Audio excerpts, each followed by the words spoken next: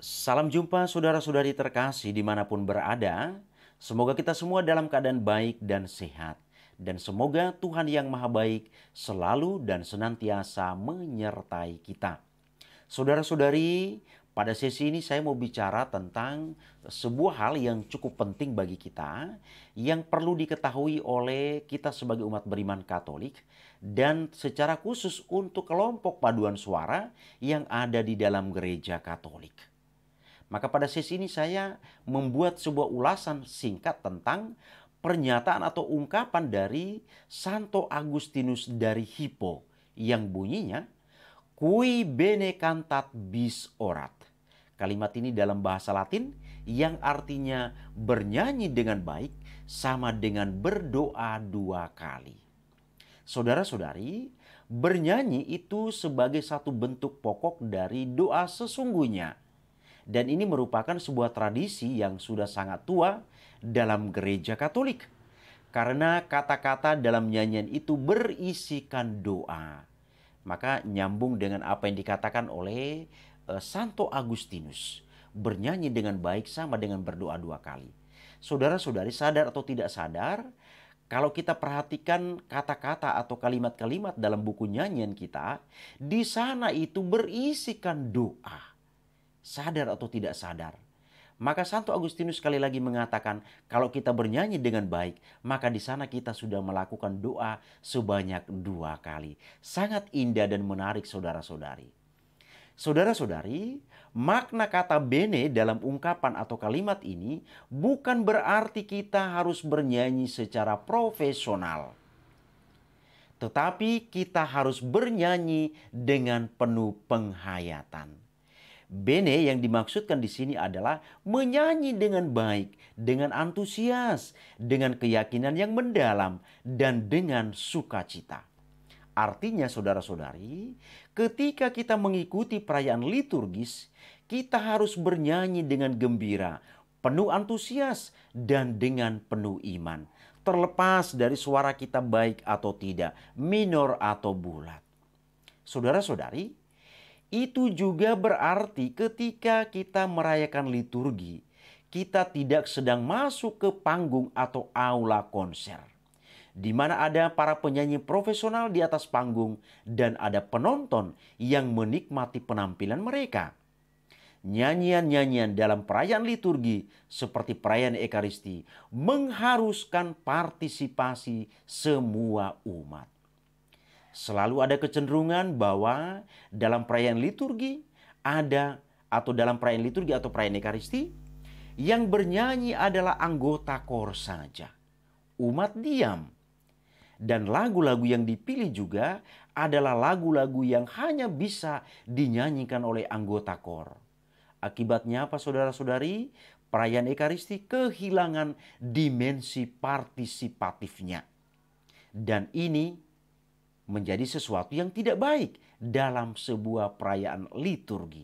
Dan ini dikategorikan sebagai pelanggaran liturgi.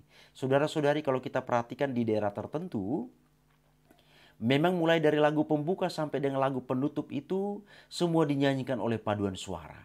Dan umat menjadi penonton. Ini kesalahan besar saudara-saudari, dan ini tidak perlu diulangi lagi. Bahwa di dalam perayaan liturgi, semua kita yang hadir di sana harus berpartisipasi aktif. Barangkali umat yang belum memahami tentang liturgi sebenarnya, ketika paduan suara itu membawakan lagu dengan luar biasa dalam perayaan mulai dari lagu pembuka sampai dengan lagu penutup, kita sebagai umat yang tidak memahami, kita bahkan tercengang-cengang, mengagumi kehebatan paduan suara itu. Padahal ini sebuah kesalahan dalam liturgi. Bukan dilarang paduan suara itu menyanyikan lagu yang tidak diikuti oleh umat. Bisa menyanyikan lagu yang tidak diikuti oleh umat. Misalnya ketika lagu persembahan atau lagu komuni. Tetapi bukan berarti semua lagu dari pembuka sampai penutup dibabat habis oleh paduan suara dan umat hanya menonton. Jadi ini sekali lagi saudara-saudari, sebuah pelanggaran yang harus dihindari dan tidak boleh kita lakukan lagi dalam perayaan liturgi gereja kita. Saudara-saudari, Liturgi gereja Katolik mengharuskan supaya semua umat itu bernyanyi. Jadi bukan hanya paduan suara. Bernyanyi dengan baik yaitu bernyanyi dengan antusias, penuh penghayatan, penuh peresapan, dan dengan iman bahwa lagu-lagu yang dinyanyikan adalah bentuk untaian doa kepada Sang Pencipta yang murah hati. Jadi saudara-saudari perlu diingat bahwa yang dituntut dalam musik liturgi gereja Katolik adalah baik syair maupun melodi bukan saja unsur seninya, melainkan terutama ungkapan doa. Tentu saja unsur seninya harus ada, tapi yang jauh lebih penting dari ini adalah musik yang bisa membangkitkan sikap iman. Ini yang paling penting yang harus diperhatikan oleh paduan suara dalam gereja. Gereja Katolik sangat ketat dengan musik liturgi. Dan ini menjadi salah satu ciri khas perayaan liturgi dalam gereja Katolik.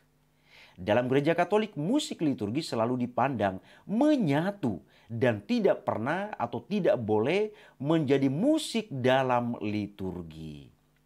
Musik bukan bagian terpisah, melainkan terkait satu dengan liturgi itu sendiri. Dia bukan elemen yang bisa dicopot atau ditambahkan, melainkan sudah termasuk dalam keseluruhan inti dari perayaan liturgi. Saudara-saudari, karena musik liturgi menjadi bagian dari hakikat Ekaristi dan menyatu dengannya, maka tidak sembarangan lagu dinyanyikan dalam perayaan Ekaristi.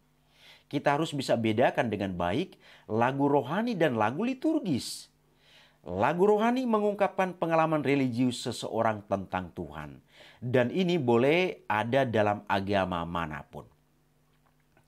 Nah, saudara-saudari, tapi kita perlu ingat bahwa lagu rohani yang ada itu memang lagu yang bersifat privat.